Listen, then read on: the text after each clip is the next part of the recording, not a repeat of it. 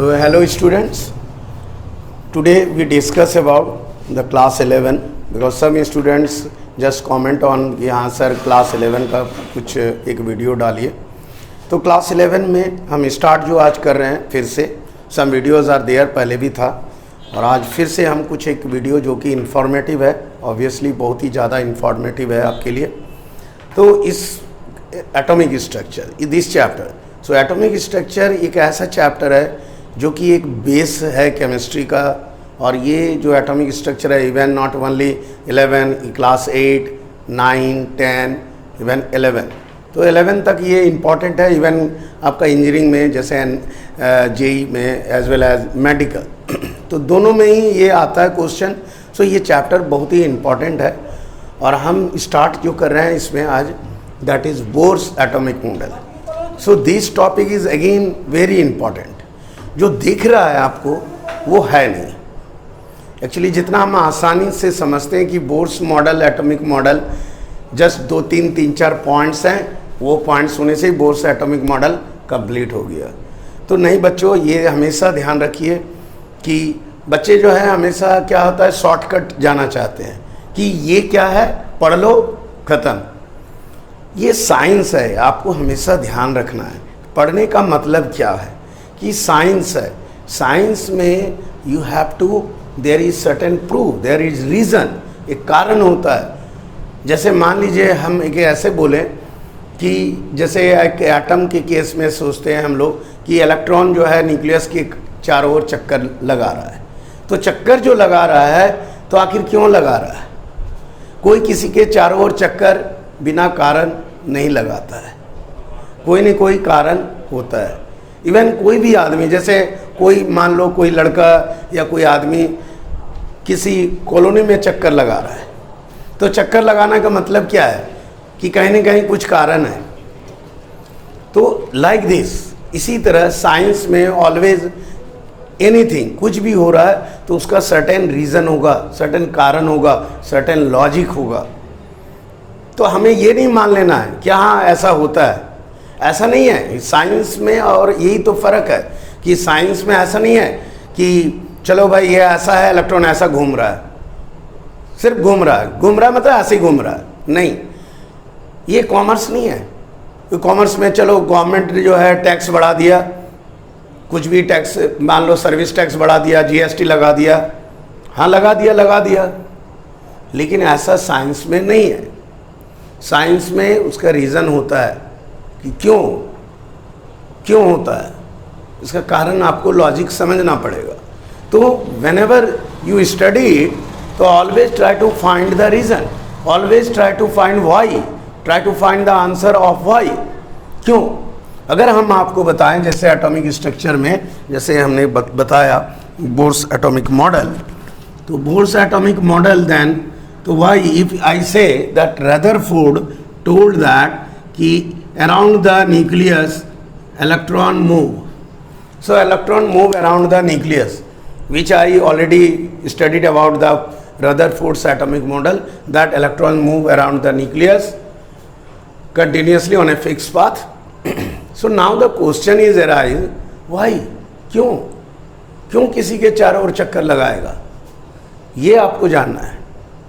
तो ये चीज़ बोर्स ने बताया।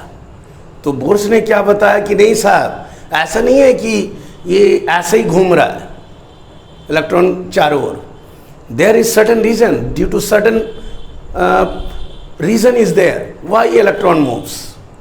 सो ये क्वेश्चन का जो एक्सप्लेनेशन है ये बोर्स ने अपना मॉडल में बताया था, एटॉमिक मॉडल में। ठीक, ये क्लियर हो गया। तो बोर्स एटॉमिक मॉडल क्या था actually, basically Bohr's atomic model explain the reason why electrons move around the nucleus. Clear. अब आप देखिए कैसे है, इसका रीजन भी है कि एक सर्कुलर पाथ में क्यों हो रहा है, व्हाई नॉट इलेक्ट्रॉन, मान लीजिए ये न्यूक्लियस है, व्हाई इलेक्ट्रॉन ऐसे क्यों नहीं घूम रहा है। जैसे कोई हैफेजार्ड मैनर में इलेक्ट्रॉन क्यों नहीं घूम रहा, क्यों इलेक्ट्रॉन ऐसे नहीं घूम रहा, ऐसे गया, ऐसे क्यों नहीं घूम रहा है, क्यों इलेक्ट्रॉन हमेशा फिक्स पाथ सर्कुलर ऑर्बिट में घूम रहा है, why electron move in a circular path. like this? Why not like this? Why not like this? ठीक है, इसका एक कारण है क्यों चक्कर लगा रहा है ऐसा। तो कारण ये है, आप समझिए इसको कि इसका रीज़न क्या है कि ये जो इलेक्ट्रॉन है हम लोग जानते हैं कि ये नेगेटिव चार्ज होता है, न्यूक्लियस क्या होता है, पॉजिटिव चार्ज।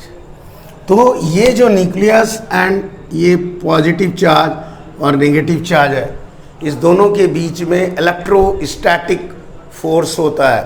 इस दोनों के बीच में जो है एक इलेक्ट्रॉन है सपोज यहाँ पे, तो इस दोनों के बीच में क्या है, एक certain electrostatic force, electrostatic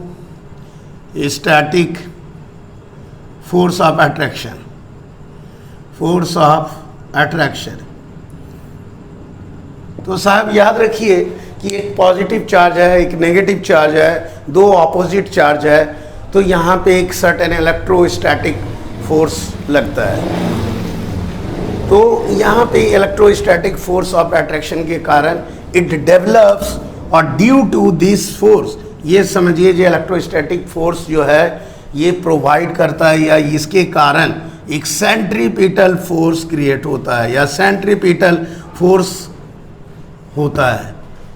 centripetal force का मतलब ऐसा कोई फोर्स नहीं है। सेंट्रीपिटल फोर्स आप ऐसे समझो कि ड्यू टू इलेक्ट्रोस्टैटिक फोर्स के कारण सेंट्रीपिटल फोर्स होता है। इट्स नॉट लाइक दिस, ऐसा नहीं है कि दिस इक्वल टू दिस, नहीं। यू कैन से दैट, आप ऐसे बोलो कि सेंट्रीपिटल फोर्स इज क्रिएटेड और centripetal force develop due to the electrostatic force of attraction. तो ये जो फोर्स ऑफ अट्रैक्शन है इसके कारण क्या होता है, ये सर्कुलर पाथ में रहता है।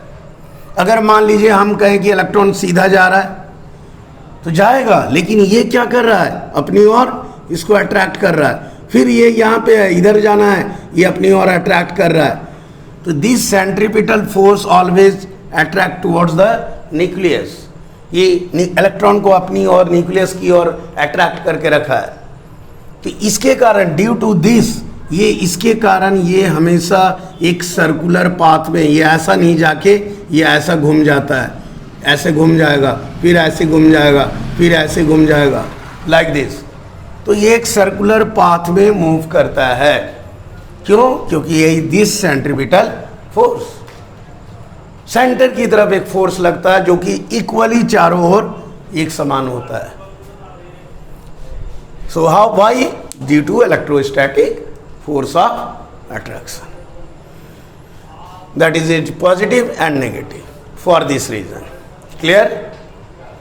तो बेसिक रीजन ये है कि ये सर्कुलर पाथ में क्यों घूमता है। रीजन इज दैट सेंट्रीपिटल, और सेंट्रीपिटल फोर्स क्यों डेवलप हुआ, so this electrostatic force, it means that ये प्रोवाइड करता है this centripetal force. So this centripetal force provided by electrostatic force of attraction. Clear? तो आपको ये समझना था, ये तो आपको क्लियर हो गया जो क्यों घूमता है। तो ये बोर्स ने ये पूरा एक्सप्लेनेशन दिया कि जिसको रदरफोर्ड ने बताया नहीं, सिर्फ रदरफोर्ड ने बता दिया था अपने मॉडल में कि इलेक्ट्रॉन चारों ओर घूमता है, लेकिन क्यों घूमता है, किस कारण से घूमता है, क्यों चक्कर लगाता है, ऐसे ही तो चक्कर कोई नहीं लगाएगा। तो चक्कर लगाने का ये कारण है। ठीक है, और क्लियर? तो इस तरह से आया। अब देखो आप, ये जो चक्कर लगा रहा है सेंट्रीपिटल फोर्स के कारण, तो हम लोग इसको क्या बोलेंगे, centripetal force means what, mv square by r, this is called centripetal force. Clear? So Fc, you can say that Fc, C means centripetal, और you can say that radial force, इसको हम लोग रेडियल फोर्स भी बोलते हैं, Fr, radius की तरफ toward the centre, that's why centripetal force और रेडियल फोर्स। नाउ ये आ गया V, where you know that M for mass of the body, V for velocity or speed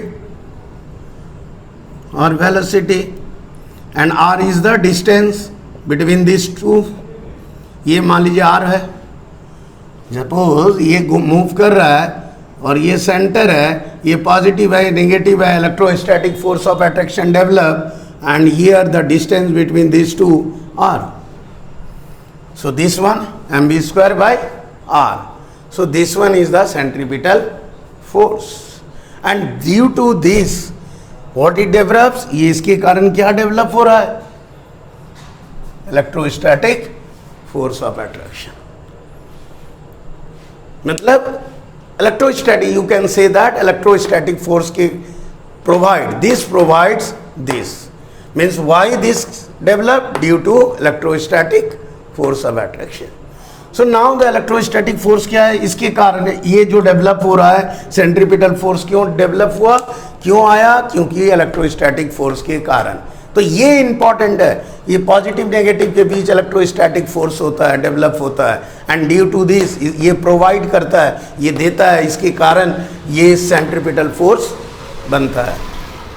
जैसे हम बताएंगे सपोज कि ये एक पत्थर, हम एक रस्सी लिए, यहाँ पे स्टोन बांध दिए और घुमा रहे हैं, व्हील कर रहे हैं चारों ओर, तो ये जब घूमेगा तो एक सर्टेन क्या आएगा, टेंशन. इस टेंशन के कारण सर्टेन इधर टेंशन क्रिएट होगा and this is now you can say that ये एक तरह का सेंट्रीपिटल फोर्स हुआ. ठीक है, तो यहाँ कोई पॉजिटिव नेगेटिव नहीं है स्टोन में, बट हियर इलेक्ट्रोस्टैटिक फोर्स के कारण ऐसा हो रहा है. ये तो क्लियर हो गया कंसेप्ट. अब आ जाते हैं यहाँ पे, r is the distance. So distance होगा between the this electron and this. Clear, ये तो आपको समझ में आया. तो देखना ये कि ये नहीं कि सिर्फ पढ़ लेना है रदरफोर्ड का डीमेरिट्स क्या है, नील बोर का एटॉमिक मॉडल क्या है, तो पॉइंट्स खाली कर लेना है, याद कर लेना, हो गया. सो ऐसा नहीं है 10 मिनट्स में 10 मिनट में मेरा नील बोर खत्म, एटॉमिक मॉडल खत्म, Bohr's. Actually this topics is very very informative. अगर इसको आप समझ के पढ़ते हैं क्यों ऐसा आया, कैसे आया, तो ये काफ़ी इंटरेस्टिंग है as well as very very informative also. ये इससे आपको बहुत सारा जो है प्रॉब्लम या सम जो है या क्वेश्चन है, यू कैन सॉल्व इट. ठीक है, तो ये आपको देखो. अब आप आगे हम स्टार्ट करते हैं, देख लीजिए. फिर से आते हैं वापस हम लोग आएंगे किसमें, तो that is what, electrostatic force of attraction. So electrostatic force of attraction क्या है. अब आप फिर से देखो कि मान लीजिए सपोज ये Q1 है, साहब मान के चलिए यहाँ Q1 है और यहाँ एक Q2 है, ये दो बॉडी है, चार्ज बॉडी है और इसके बीच का डिस्टेंस r है. ठीक है, तो क्या होगा, तो एक इलेक्ट्रोस्टैटिक दो चार्ज बॉडी है, ये r है डिस्टेंस. तो इलेक्ट्रोस्टैटिक जो फोर्स होता है that is called what, that is 1/4 pi epsilon not, epsilon बोलते हैं इसको, into Q1 Q2 bye r square. ये आता है, ये एप्सिलॉन है. अब ये एप्सिलॉन का एक रोल है, व्हाट इज दिस, ये एप्सिलॉन, इसको हम लोग बोलते हैं एप्सिलॉन, एप्सिलॉन नॉट, और यू कैन से दैट ये एप्सिलॉन नॉट भी बोलते हैं इसको, या एप्सिलॉन 0 भी बोलते हैं इसको. ठीक है, ओके ना. तो ये देखिए अब इसमें नाउ ये इप्सिलॉन का मतलब क्या होता है, what do you mean by this epsilon. तो epsilon means it's denoted the permittivity. So permittivity in air और vacuum, you can say that, और स्पेस, इसको हम लोग डिनोट करते हैं.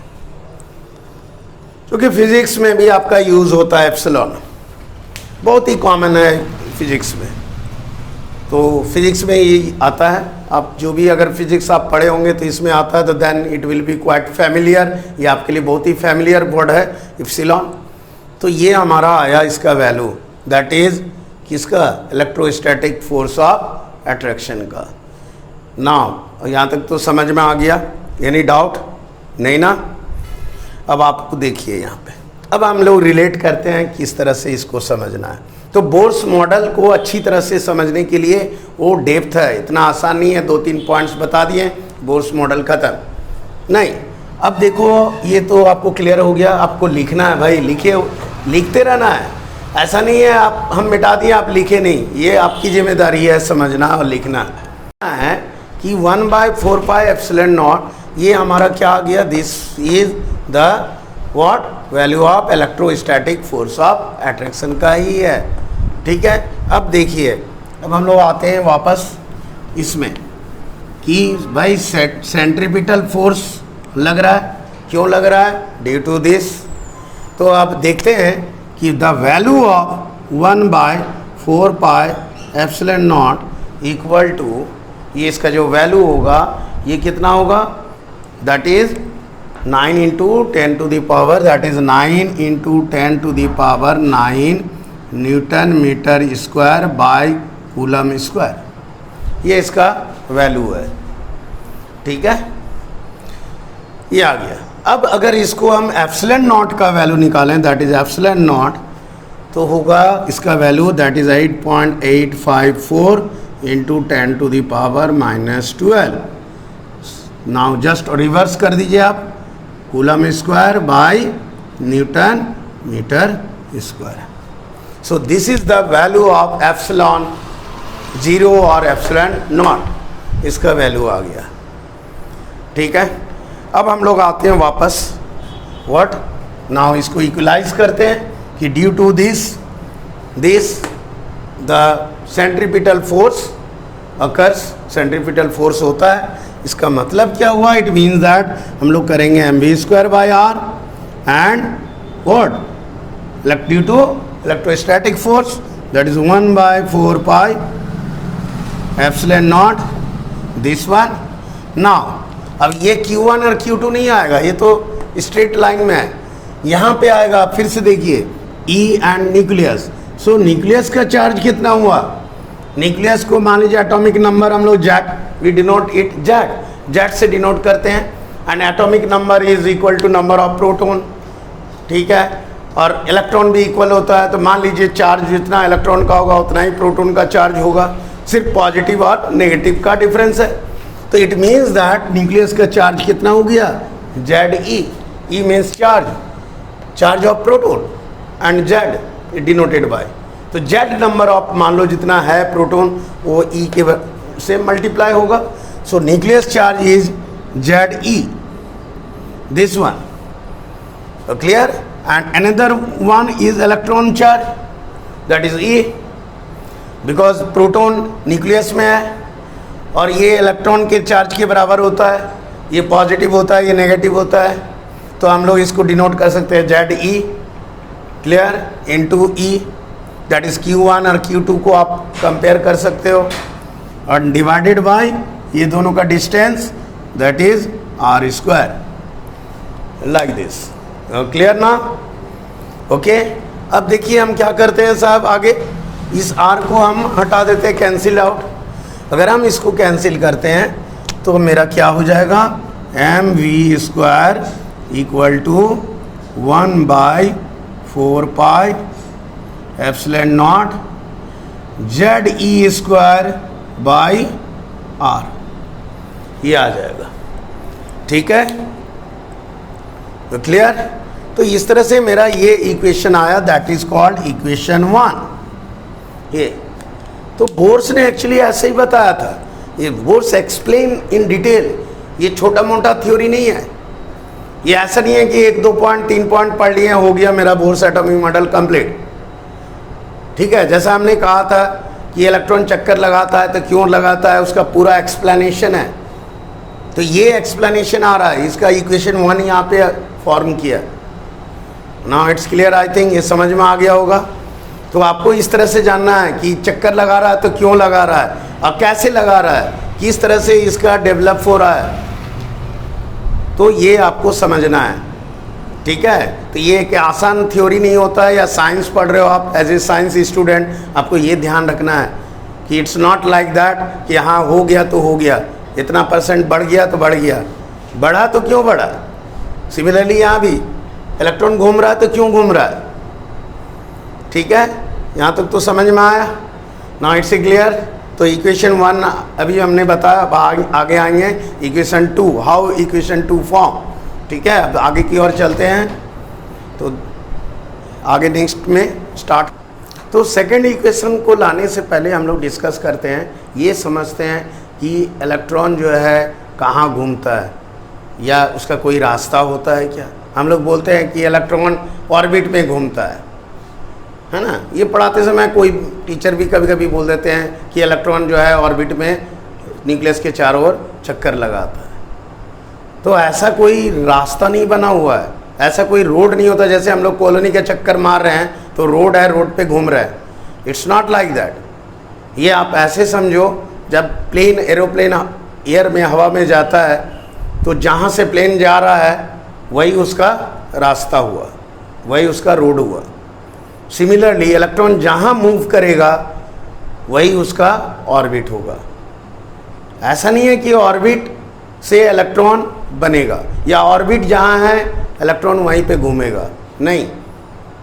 ये जितने भी, सपोज मान लीजिए हम दिखा रहे हैं आपको कि ये न्यूक्लियस है, और अगर इलेक्ट्रॉन यहाँ पे घूम रहा है तो यहाँ ऑर्बिट बनेगा। अगर इलेक्ट्रॉन यहाँ नहीं घूम रहा है, यहाँ पे घूम रहा है तो यहाँ ऑर्बिट बनेगा। अगर इलेक्ट्रॉन यहाँ घूम रहा है तो यहाँ ऑर्बिट बनेगा, और यहाँ नहीं घूम रहा है तो ये यहाँ ऑर्बिट नहीं है। मीन्स दैट कि इलेक्ट्रॉन जहाँ पे है वहाँ ऑर्बिट बनेगा। जैसे बोलते हैं ना, डायलॉग भी है कि जहाँ हम खड़े होते हैं वहाँ से लाइन शुरू होता है। तो इसी तरह से इलेक्ट्रॉन जहाँ पे खड़ा है, जहाँ घूमता है, ऑर्बिट वहीं से बनेगा। ठीक है, तो क्लियर। तो ये ध्यान रखना है। तो ये पूरा स्पेस है, इसके पास पूरा जगह है, पूरा जगह है। इलेक्ट्रॉन यहाँ भी घूम सकता है, यहाँ भी घूम सकता है, यहाँ भी घूम सकता है। तो अब सवाल उठता है, साहब आप बोलोगे सर इलेक्ट्रॉन तब कहाँ घूमेगा, क्यों घूमेगा। अगर हम आपको बताएं कि इलेक्ट्रॉन यहाँ घूम रहा है, यहाँ नहीं घूम रहा है, तो अगेन क्वेश्चन, जैसे हमने कहा था साइंस है, तो क्वेश्चन उठता है यहाँ क्यों नहीं घूमा, यहाँ क्यों घूमा। फिर यहाँ घूम नहीं रहा है, यहाँ घूम रहा है, इलेक्ट्रॉन क्यों। ठीक है, इसका भी एक कारण है। ऐसा नहीं है इलेक्ट्रॉन जो है अपने मन से जहाँ मन होगा घूमेगा। ऐसा होता है क्या, एरोप्लेन जहाँ मन होगा वहाँ घूम लेगा, जहाँ बहुत ज़्यादा टॉल कंस्ट्रक्शन है, बिल्डिंग्स है, टावर है, वहाँ से घूमेगा नहीं। तो उसका भी एक लिमिट है, वो भी एक रास्ता है, वो भी समझ रहा है हमको कहाँ से घुमाना है, कहाँ पे चलना है। इसी तरह से इलेक्ट्रॉन का भी एक लिमिटेशन है, इलेक्ट्रॉन का भी एक प्रोसीजर है कि यहाँ घूमेगा, कि यहाँ घूमेगा, यहाँ घूमेगा तो क्यों नहीं घूमेगा। अगर यहाँ नहीं घूम रहा है तो क्यों नहीं घूम रहा है। यहाँ घूम रहा है इलेक्ट्रॉन इस पाथ में तो क्यों घूम रहा है। तो इसका भी एक रीज़न है, ऐसे ही नहीं घूमेगा। समझ में आ रहा है। तो मान के चलिए इलेक्ट्रॉन यहाँ नहीं घूम रहा है, यहाँ घूम रहा है, यहाँ नहीं घूम रहा है, यहाँ घूम रहा है। तो इलेक्ट्रॉन हमेशा ध्यान रखना है कि इसका मतलब ये है कि इलेक्ट्रॉन वहाँ घूमेगा जहाँ उसका एंगुलर मोमेंटम जो है दैट मस्ट बी क्वांटाइज, वो क्वांटाइज होगा। Angular momentum, electron moves around the nucleus on that position where the angular momentum is quantized. तो where the electron कहाँ घूमेगा, where the angular momentum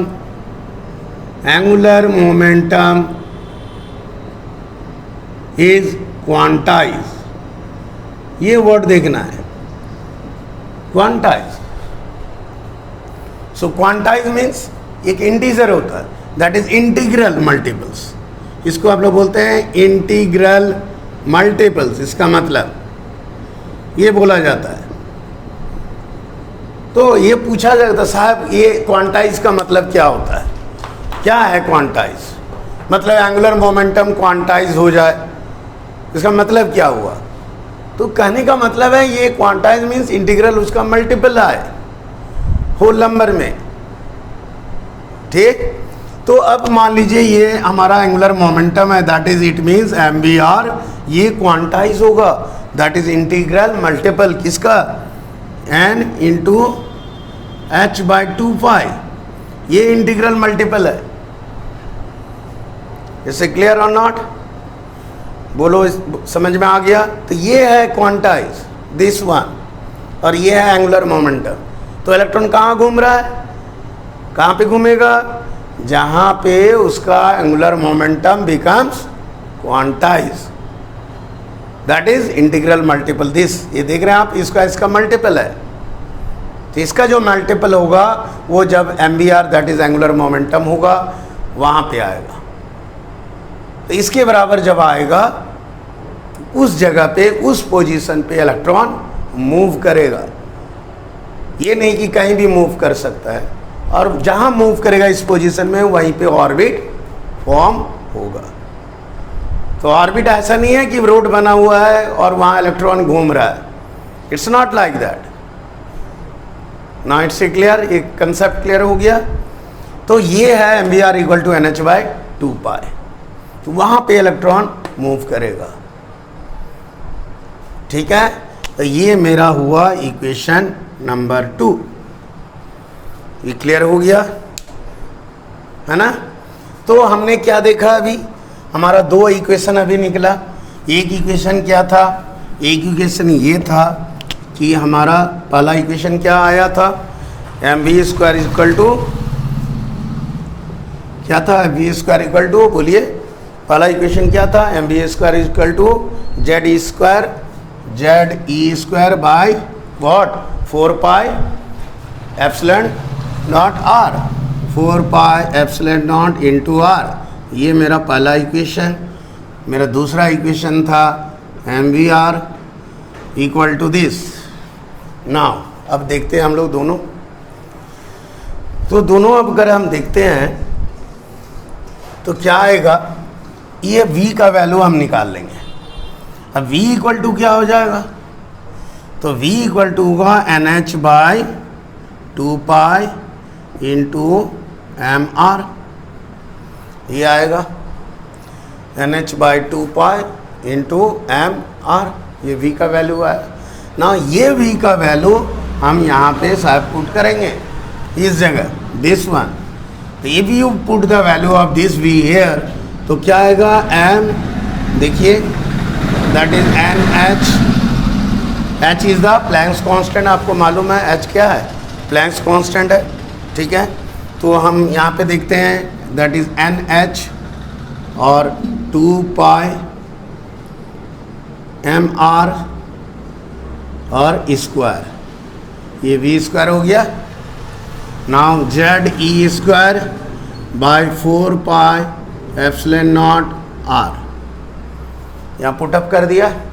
अब यहाँ पे सॉल्व करते हैं। अब क्या आएगा देखो, m यहाँ पे N square H square by 4 pi square M square and R square equal to Z E square by 4 pi epsilon naught R. So epsilon naught R ये आ गया।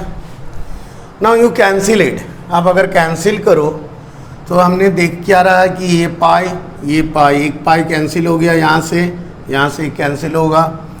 यहाँ m है, यहाँ पे ये m और एक m यहाँ से कैंसिल होगा, यहाँ एक m बच जाएगा। यहाँ एक r है, एक r यहाँ से कैंसिल होगा। तो ओवरऑल हमने क्या देखा, v का वैल्यू क्या, इसमें सॉल्व करेंगे तो क्या आ जाएगा हमारा, ये आएगा वैल्यू, दैट इज़ ये वैल्यू जो आएगा हमारा क्या आएगा, दैट इज़ इसको अगर हम सॉल्व करते हैं तो एन स्क्वायर एच स्क्वायर, ये एम कैंसिल होगा, एक एम यहाँ बचेगा और ये 4 और 4 कैंसिल हो जाएगा, दिस वन और दिस वन, पाई एक बचेगा, एक पाई यहाँ बचेगा। तो हमने क्या लिखेगा, पाई यहाँ पे लिखेंगे एम और आर, दिस वन ये बचेगा एन स्क्वायर एच स्क्वायर, ठीक है, and Z E, this one Z E square by, यहाँ कैंसिल हो गया, फिर ये भी कैंसिल हुआ, तो मेरा ये भी कैंसिल हो गया, क्या बचा, ये आर भी कैंसिल हो गया, ये आर भी कैंसिल, ये भी कैंसिल, यहाँ पे 4 पाई है, तो सिर्फ एप्सिलॉन नॉट ये हमारा बच रहा है, ये आया। ठीक है, अब हम क्या करेंगे, इसका रेडियस निकालेंगे। रेडियस का वैल्यू कितना होता है according to its number of orbit, N का वैल्यू, nth ऑर्बिट में रेडियस कितना होगा।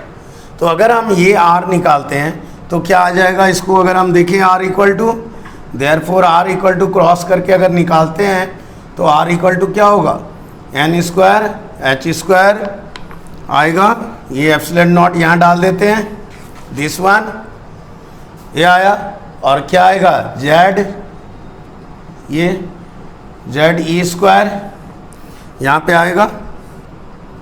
तो इसको पहले नहीं लिखते हैं, इसको पहले लिख देते हैं, पाई m आएगा, पाई m z e स्क्वायर है, ठीक है शायद, हाँ, तो एप्सिलॉन नॉट पाई z ये आ गया, तो हमारा ये आ गया पाई m z, तो ये आपका r का वैल्यू आया, दिस वन।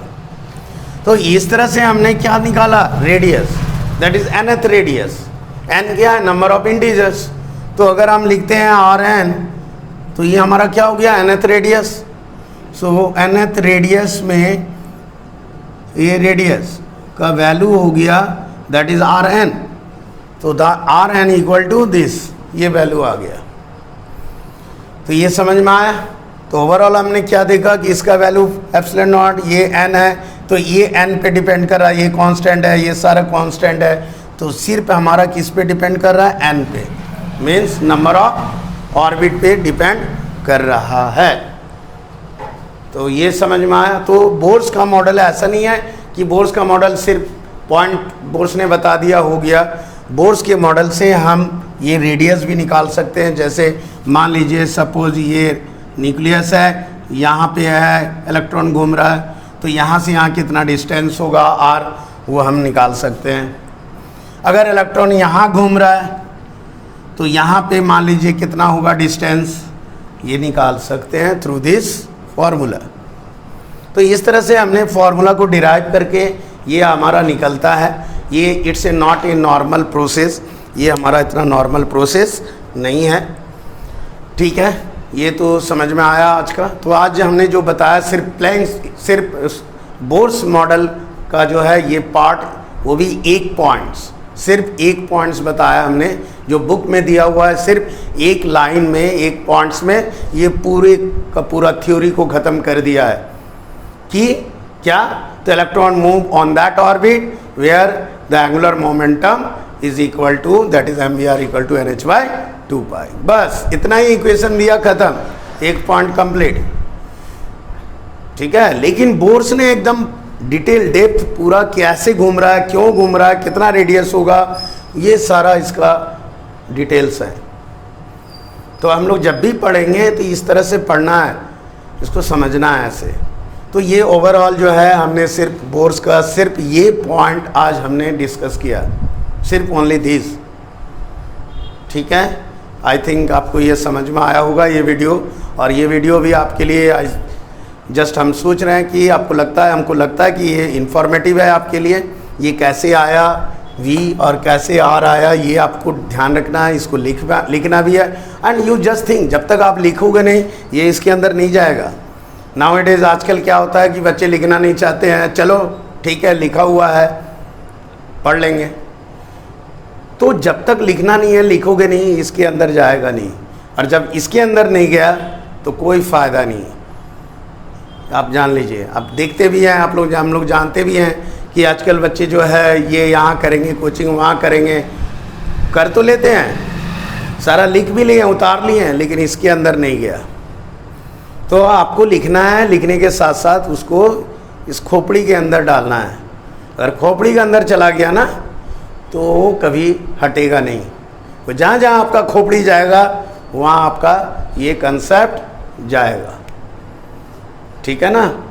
तो ये आज का वीडियो आपको यहीं तक हम रखते हैं। नेक्स्ट वीडियो हम उम्मीद करते हैं कि आपको ये थोड़ा इन्फॉर्मेटिव लगा होगा। तो ये समझना है कि ऐसा नहीं है कि इस तरह से क्यों चक्कर लगाते हैं, उसके भी कारण होंगे। ऐसे ही कोई किसी के चक्कर नहीं लगाता है ना। क्या हमको लगता है आप भी अगर कहीं चक्कर लगाते हो तो यूं ही नहीं लगाते हो, उसके भी कारण हैं।